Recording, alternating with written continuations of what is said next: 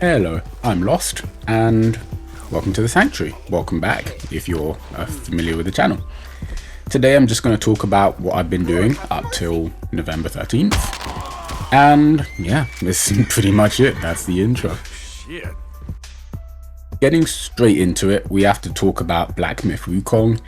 It's the game I have 100% completed. It took me about 112 hours, though that's because after struggling with some bosses, I decided to do push-ups in between, sort of a self-punishment if you might, to try and encourage myself to do better next time, or at least give myself a break from essentially being smacked by a boss 5 times in a row. But yeah, no, I really enjoyed the game. I think there's some things that it was missing, like a map could have been really handy, especially since there's a lot of like missables and things you have to go to specific locations for, and it would just make it easier to know where you've searched and where you haven't. Obviously at the same time it would probably give away some of the secrets where there are paths where you wouldn't expect there to be paths. I found that in Remnant that helped me a lot, where sometimes I'd look at the map and I'd go, oh okay, there's a path down there, I didn't notice that. So I can perfectly understand why they wouldn't have put it in, and to be honest with you, I think it really needs it. In chapter 6 the game goes open world and you can essentially fly around all these places, and it becomes really daunting because you have no idea, like, because you can fly at this point, you fly over this really massive expanse, but at any point you can land. You don't know if you're missing something, and yeah, I don't know, that ended up putting me off a little bit. Missables, I hate games with missables. I think when you put missables in your game, it's one of those situations where it's to each their own sort of thing. Some people like them, some people don't. I hate playing a game halfway through and then I'm like, oh, I'm missing this item, I'll go back and get it, because I can, because the game has like fast travel points, and then I go back and it's like, yeah, because you completed chapter 3 without this, you can't get it. And I mean, honestly, I don't really see a need for it. I understand at some points why they did it, but at other points it was very much a case of, oh, so now I've got to play all the way through to essentially get these items again. And I mean, I was enjoying the game so much, and when you 100% a game, or rather when you finish the story, the only incentive to 100% a game really should be, oh, I really enjoyed this, so I want to play more of it, so let's 100% it. That's usually why I 100% games, because I really enjoy them, so I want to get to a point where I can stand and go, oh okay, well I've played this to the max, I'm satisfied, there's nothing else I could possibly do in this game, and I enjoyed my experience. Then there's the RNG for some items, which wasn't fun either. Honestly, 100%ing this game kind of ruined the experience. For one, you have to play through the whole game again up to chapter 5 to actually get all the like outfits in the game, and if you were silly and you didn't get items from your first run, you would then have to do a third run to get those items. Fortunately, I'd only missed like a few things here or there. I didn't really enjoy chapter 5. I don't know, maybe it's because my character was always on fire. You have this really annoying boss who, anytime he grabs you, it shifts him to this specific point and he throws you into the middle of a pot of lava, and the second you regain control of your character, it just starts burning. If you're on low health, it's basically an instant death. I suffered many deaths there. I didn't really like the layout of this boss room. The boss comes to a point where he can do these little lightning strikes, but they're not lightning, they're fire. They leave like a path of fire, but he moves like lightning. So even if you dodge it, there's these like streaks of fire, sort of like what you'd see in Back to the Future after the car goes through time.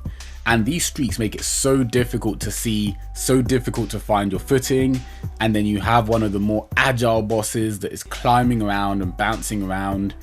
And then you have a big section of lava that you can't step into, which immediately cuts the size of the surface area of the boss room down to where you can actually stand being. And yeah, you can get fire resistant stuff, but personally it didn't do it for me. I didn't enjoy it. And I think the fact that that irritating fight was what I had to do twice, and if I'd missed it, I would have had to go through the entire game a third time just to get it. because you need parts from that to build the last gear kit, which essentially gives you the last achievement for me anyway, which was collect all the armors.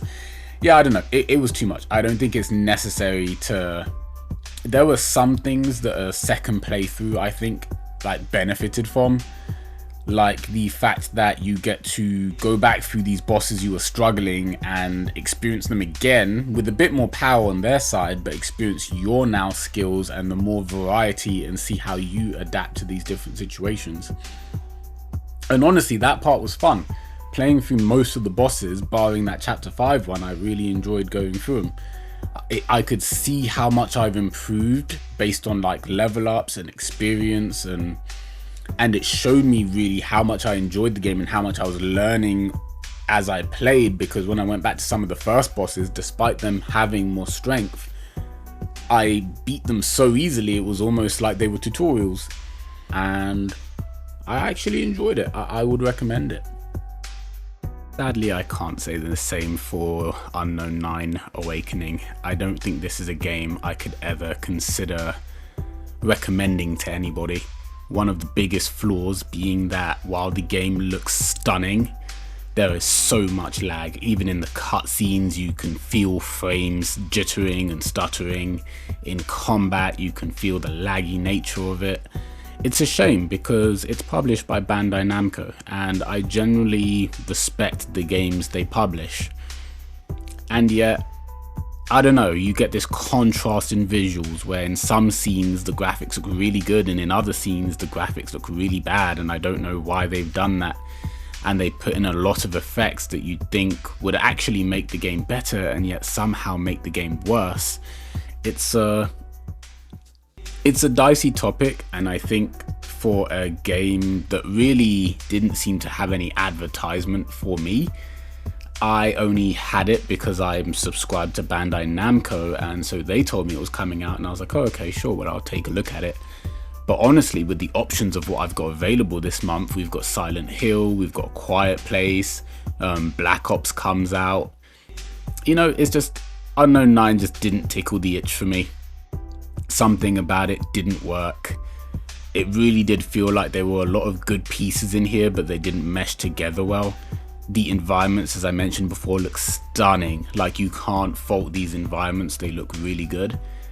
And yet somehow, somewhere down the line, the combat just feels like it's been copied and pasted from another game. It doesn't feel well put together.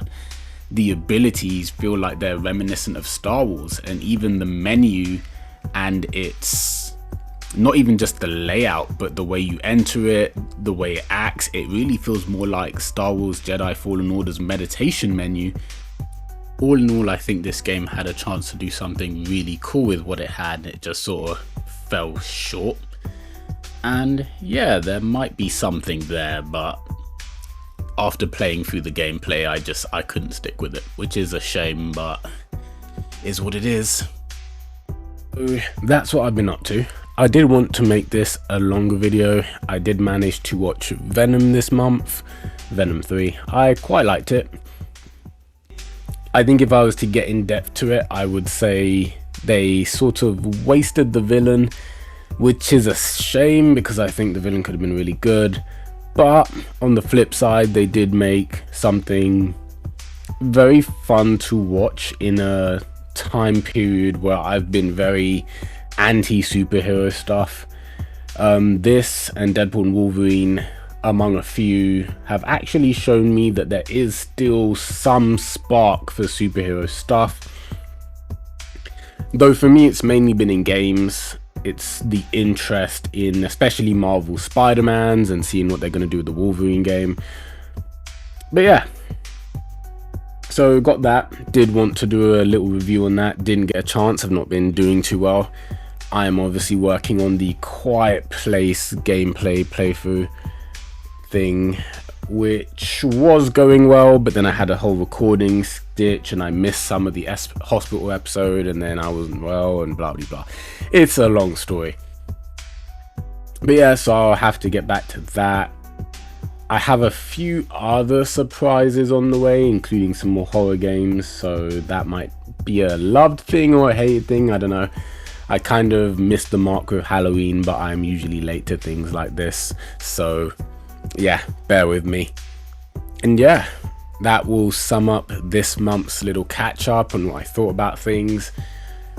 I'm glad I recorded the other two when I did. If I hadn't, I wouldn't have really had any content for this month, because I have spent the last like 2-3 weeks being ill, which is pretty much the majority of the month. I finished Black Myth at just after I filmed the video for explaining what was going to happen with the channel. I finished Black Myth and then I tried Unknown 9.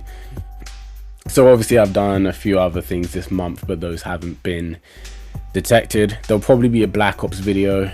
This is an outro, by the way, so I'm okay if you want to just leave now. It's just a little update about what's going to come to the channel. I'm thinking about doing the Easter eggs. Like, I've already done one of them solo and recorded it. I'm thinking about editing it and uploading it to the channel, talking about my thoughts on it. I'd initially wanted to do this on Cold War Zombies, but I never got around to it despite having all the footage. And I don't know, maybe this will be me doing that. But yeah, so The Quiet Place, as I mentioned, is coming. There is a horror game or two I'd like to play. 3, considering my friends want me to play Madison, so I'll probably record that. And yeah, thank you for watching, and hopefully you have a good day.